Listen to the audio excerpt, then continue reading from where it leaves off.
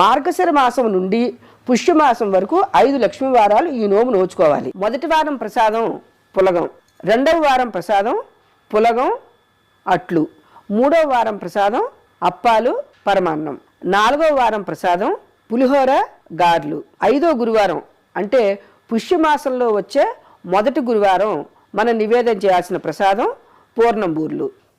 ఆ తర్వాత 5 ముత్తైదులకు భోజనం పెట్టి అందరికీ పసుపు కుంకం పండు తాంబూలం ఇచ్చి పంపించాలి. అయితే ఇప్పుడు మీకు ఏ వారం ఏ ప్రసాదం నివేదన చేయాలో చెప్పాను కదా. అయితే కేవలం ఈ ప్రసాదం ఒకటే కాకుండా అమ్మవారికి మహానివేదన పెడుతూ ఆ మహానివేదనతో పాటు ఈ ప్రసాదం కూడా పెట్టాలి. మహానివేదన అంటే ఏంటంటే అన్నము పప్పు కూర, అంటే ఆర్భాటంగా 10 రకాలు చేయాలని కాదు.